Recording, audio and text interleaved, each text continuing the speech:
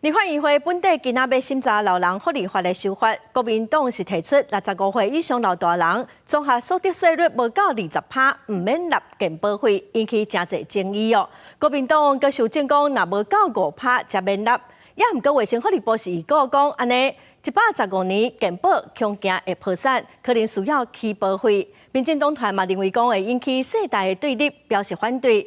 经过协商哦，这法案会个继续讨论。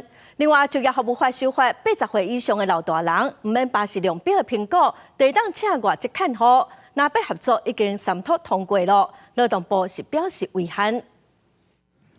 立法议会31日摆审老人福利法修正草案，上宽松的版本是65岁以上的时代综合所得税率无达到20%免纳健保费，引起医师团体反弹。虽然拿下下修正这综合所得税5%，依然是引起争议。立法议定下个月开协商来处理。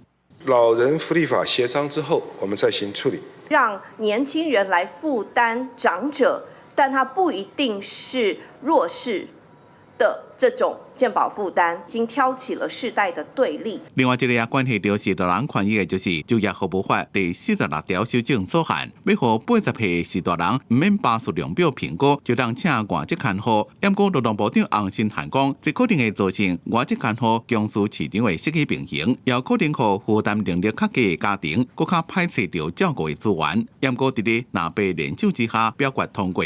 供给面应该是这个劳动部要去努力的地方，他应该要去参考，不管是日本或是韩国的方式，好在薪资待遇或者是这个更多的福利，吸引这些移工。经过修法以后，你要聘请外国进来这个看护，不用这个巴氏量表。当一个外籍看护面对一个要照顾这么难照顾的病人，而他有另外一个选择，就是可以到健康长辈的家里面，很多的外籍看护一定会动摇，重度的失能家庭产生很大的冲击。家长认为用年纪做免评的标准，恐惊是另类的年龄歧视。外籍看护是照顾罕有的资源，应该优先配置给有需要的人。建议废除巴士量表，改用长照2.0单轨评估，或第40年以上就当请外籍看护，才当真正解决问题。记者综合报道。